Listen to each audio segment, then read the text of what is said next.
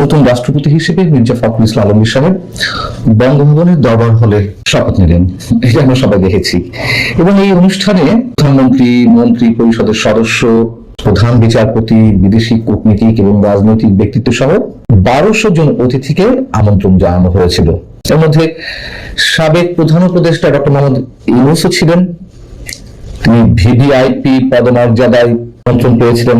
সাথে তার press secretary Shafiqul আলমও ছিলেন। কিন্তু অবাক করার মতো বিষয়, এই শপথ অনুষ্ঠানে আপনারা হয়তো অনেকেই খেয়াল করেননি, কেউ কেউ হয়তো খেয়াল করেছেন, সদ্য বিদায়ী রাষ্ট্রপতি শাহাবুদ্দিন চুপ্পু সাহেব ছিলেন না। মানে তার উত্তরসূরি হিসেবে কেউ শপথ নিতে যাচ্ছেন, সেই শপথ অনুষ্ঠানে শাহাবুদ্দিন চুপ্পু সাহেব ছিলেন না। কেন ছিলেন না? কেন তাকে বঙ্গভবনে যেতে দেওয়া হয়নি?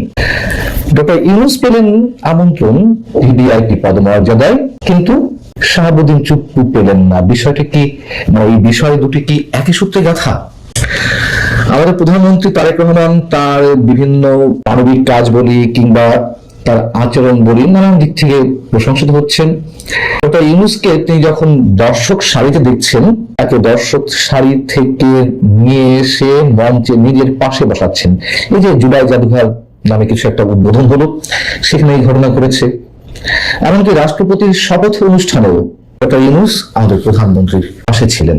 তাহলে প্রশ্ন হচ্ছে, কেন শাহাবুদ্দিন চুপ্পুকে আমন্ত্রণ জানানো হলো না? বিপত্তিটা কোথায়? বাধাটা কোথায়?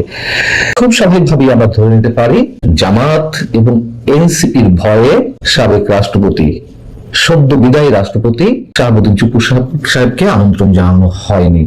যেহেতু তাদের দৃষ্টিতে শাহাবুদ্দিন চুপ্পু সাহেব ফ্যাসিবাদের দোসর, শেখ হাসিনার দোসর, তিনি, তার কারণে সংবিধান ছুঁড়ে ফেলা সম্ভব হয়নি, তার কারণে বিপ্লবী সরকার গঠন করা সম্ভব হয়নি।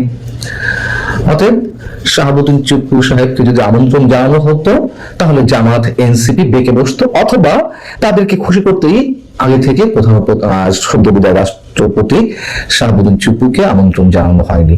এটাই তো ক্লিয়ার মেসেজ।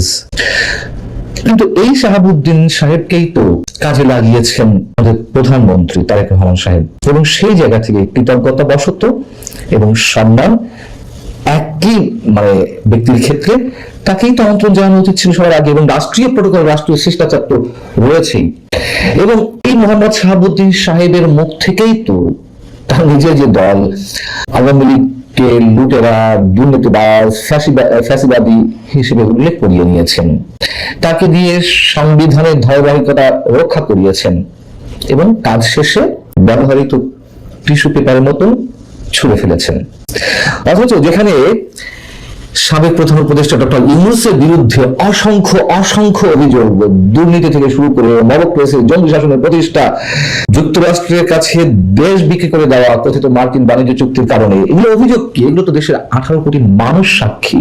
সেই ডক্টর মোহাম্মদ ইউনূসকে আমন্ত্রণ জানিয়েছেন প্রধানমন্ত্রীর নির্দেশেই তো অবশ্যই এগুলো করা হয়েছে, তারা অবচেতন কিছু করা হয়নি। শুধু আমন্ত্রণ নয়, তার পাশে বসিয়েছেন সম্মান দেখিয়ে।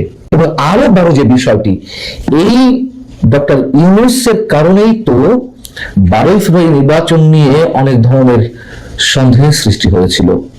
ডক্টর মোহাম্মদ ইউনূস যে তার নিজের ক্ষমতা দীর্ঘায়িত করতে, আরো দীর্ঘ বছর ক্ষমতায় থাকার জন্য 12 ফেব্রুয়ারি নির্বাচন না দেওয়ার ষড়যন্ত্র করছিল, এটা তো বিএনপির কথা। খোদ বিএনপির স্বরাষ্ট্রমন্ত্রী, বিএনপি সরকারের স্বরাষ্ট্রমন্ত্রী সালাউদ্দিন আহমেদ, তিনি নিজের মুখে বলেছেন যে গণভোট